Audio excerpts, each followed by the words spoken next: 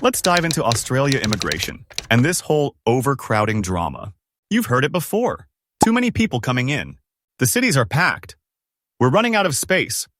But is Australia really bursting at the seams, or is this just another case of classic exaggeration? Here's the thing, Australia is massive. We've got more land than we know what to do with, yet most of us are crammed into a few big cities. Sydney and Melbourne? Sure, they feel packed. But drive a few hours out and suddenly, it's just you, some kangaroos, and an endless stretch of road.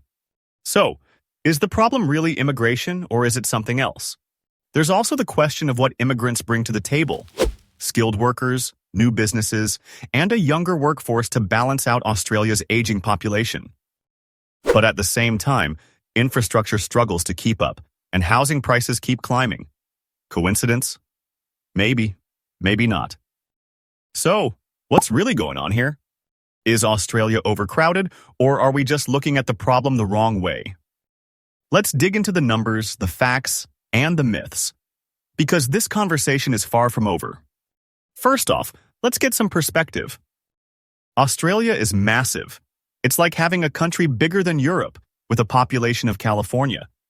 So technically, we've got space, a lot of it. The problem?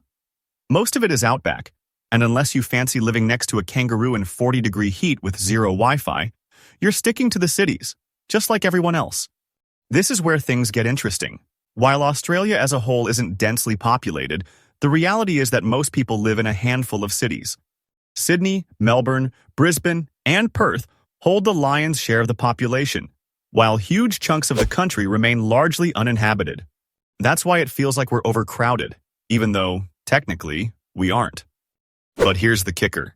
Immigration is often blamed for this congestion.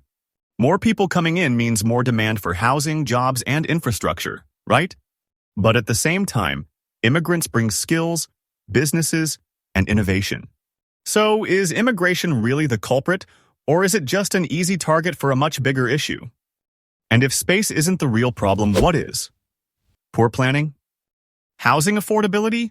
A refusal to develop beyond the coast? Maybe it's time to rethink what overcrowding actually means. The immigration boom. What's really happening? Yes, Australia has seen a lot of immigration. In fact, around 30% of people here weren't even born in the country. Why? Because Australia is an attractive place to live. Good economy, solid healthcare, beautiful beaches, and Tim Tams. Who wouldn't want in? Australia has one of the highest immigration rates per capita in the developed world. From skilled migrants filling job shortages to international students boosting the economy, immigration plays a crucial role in shaping the nation. But it also sparks debates, especially when it comes to housing, infrastructure, and that dreaded word, overcrowding. But here's the thing. Immigration has always been a part of Australia's story. From British convicts, yep, let's not forget that, to post-war European migrants and now skilled workers from all over the world, immigration isn't new. What's changed is that most people are heading to Sydney, Melbourne, and Brisbane, making them feel more crowded than a Woolies checkout on a Sunday. And that's where the controversy kicks in. Are the cities struggling because of too many people, or is it more about poor planning, underfunded infrastructure, and skyrocketing housing costs? Immigration is often the scapegoat, but the reality is far more complex. So, is Australia really running out of space, or is this an issue of how we manage it? Let's dive deeper. The big question, is immigration to blame for overcrowding? Blaming immigration alone is like blaming pineapple for ruining pizza. Sure, some people don't like it, but it's not the whole problem. Infrastructure hasn't kept up. Housing, expensive, public transport, packed. The real issue isn't just how many people are coming, but whether cities are actually built to handle them. Here are the most affected. 1. Housing affordability crisis. Let's talk housing, because if you're living in Sydney or Melbourne, you probably already know the struggle. Property prices have skyrocketed over the years, and rent isn't exactly a bargain either. Some people argue that high immigration is driving up demand, pushing prices higher. But is it really that simple? The housing crisis is a cocktail of multiple factors: government policies, foreign investments, zoning restrictions, and a good old-fashioned supply shortage. For years, construction hasn't kept up with demand, leaving Australians competing for a limited number of homes. Add in skyrocketing land prices and developers focusing on luxury apartments rather than affordable housing, and you've got a recipe for unaffordable living. Blaming immigration is easy, but it ignores the bigger issue. We haven't built enough homes where people actually want to live. Sydney and Melbourne remain the most attractive cities, but expansion has been slow and infrastructure isn't keeping pace. The solution isn't to cut immigration, it's to build smarter, increase housing supply, and improve urban planning. So, is overcrowding really the issue? Or are we just failing to create enough space for a growing population? Maybe it's time to rethink how we build, rather than who we blame. 2. Infrastructure, playing catch-up. It's no secret that Australia's public transport and infrastructure struggle to keep up. Ever tried catching a peak hour train in Sydney? It's like playing sardines, except nobody's having fun. Roads are clogged, hospitals are overburdened, and schools are at capacity. Again, immigration gets blamed for this, but is that really the whole story? The truth is, governments have been slow to invest in infrastructure. Population growth isn't some shocking surprise. Australia knows how many people are arriving each year. The problem isn't that people are coming, it's that we haven't been planning properly for them. Take public transport, for example. In a country as developed as Australia, you'd expect a world-class transit system, yet train delays, overcrowded buses, and road congestion are daily struggles. Instead of expanding infrastructure ahead of demand, we play catch-up, often too little, too late. The same goes for hospitals and schools, which are stretched thin because investment hasn't kept pace with population growth. So, is the real issue immigration, or is it government inaction? If we planned better, built more train lines, upgraded roads, and expanded essential services, would we even be having this conversation? Maybe overcrowding isn't about too many people, but too little preparation. 3. Job market and economy. One of the biggest myths floating around is that immigrants are taking Aussie jobs. But is that really the case? The reality is quite the opposite. Immigration actually creates jobs, as more people mean more demand for goods and services, which leads to more businesses, more employment, and a stronger economy. In fact, Australia's economic success over the past few decades has been largely tied to immigration. Skilled migrants fill critical job shortages in industries like healthcare, construction, and tech, roles that often struggle to find enough local workers. International students pour billions into the education sector, keeping universities and local businesses thriving. And let's not forget migrant entrepreneurs who start new businesses, employ locals, and bring fresh ideas into the economy. Yet, despite the numbers showing immigration benefits the economy, the fear of job competition persists. The truth is, Australia's workforce is aging, and without migration, labor shortages would worsen.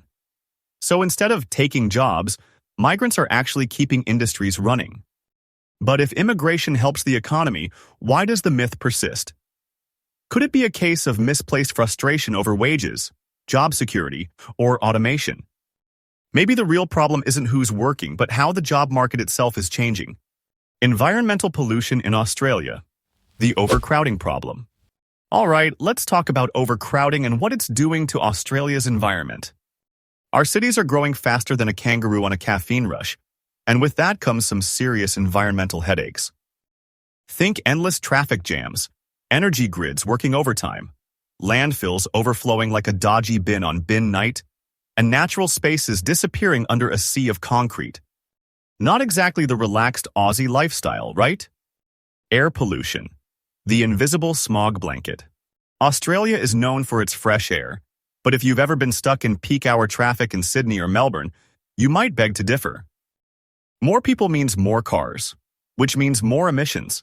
And let's be real, nobody wants to live in a city where the skyline looks like it's been put through an Instagram filter called dystopian haze.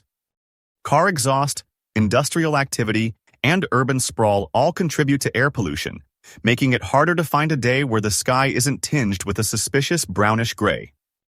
And let's not forget public transport. While it helps reduce congestion, outdated systems and overcrowded trains often push people back into their cars, adding even more fumes to the mix. And then there's bushfire season. When summer rolls around, smoke from raging fires can blanket entire cities, turning once crystal-clear horizons into something out of a Mad Max movie. Even areas far from the flames aren't safe from the choking haze. Air quality plummets, and stepping outside feels like taking a deep breath of campfire smoke. If we don't get serious about emissions, our fresh air reputation might soon become nothing more than a nostalgic memory. The rubbish dilemma. Australians love a good cleanup, but with cities growing, we're producing more waste than a bad reality TV show. Except this mess doesn't get neatly wrapped up in a dramatic season finale. Landfills are filling up faster than a Bunnings sausage sizzle queue on a Saturday morning. And it's not just food scraps and old furniture causing the problem. Plastic pollution, e-waste, and construction debris are piling up at an alarming rate. And let's be honest, once something hits the tip, it's out of sight, out of mind for most of us. Recycling helps, but let's not kid ourselves. It's not a magical fix, as contaminated recyclables, poor sorting, and limited processing facilities mean a lot of what we think is being reused still ends up in landfill. And don't even get me started on single-use plastics. Despite bans on certain items, microplastics are turning up in our oceans, soil, and even in the fish and seafood we eat. If we don't get smarter about waste, we might end up with landfills big enough to be mistaken for new mountain ranges. At this rate, future Aussies won't be climbing the Blue Mountains. They'll be scaling Mount Rubbish. Green spaces.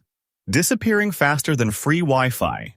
Ever noticed how new apartment blocks seem to pop up overnight, but finding a decent park with actual trees is getting harder? One minute, there's a nice patch of greenery where people walk their dogs and kids kick a footy around. The next, it's a construction site with yet another high-rise. As cities expand, green spaces are vanishing. And it's not just bad for the view, it's bad for everyone. Fewer trees mean less shade, which means cities heat up faster than a tin roof in the outback. This urban heat island effect makes summers even more brutal, forcing people to crank up the aircon, which only adds to energy consumption and emissions, which is not exactly a winning cycle. And it's not just humans feeling the squeeze. Native wildlife, from kookaburras to possums, are losing their habitats, forced to either adapt to city life or disappear altogether. You know it's bad when the only birds you regularly see are pigeons and ibises fighting over leftover chips. If we keep going at this rate, our best bet for greenery might be fake grass on high-rise balconies. Great for aesthetics, not so great for cooling down a city on a 40-degree day.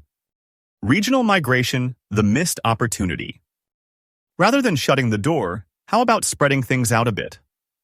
Regional areas across Australia are crying out for workers. There are entire towns begging for people to move in, and some even offer incentives like cheaper housing or a free pub meal. Okay, maybe not the pub meal, but we can dream. Many regional areas struggle with a shrinking population. Towns in South Australia, Tasmania, and regional Victoria often can't find enough workers to keep businesses running or to fill essential roles in industries like agriculture, healthcare, and hospitality. Yet most migrants continue to flock to major cities. Why? Because that's where the jobs and infrastructure are, where it's easier to find work, quality education, and healthcare.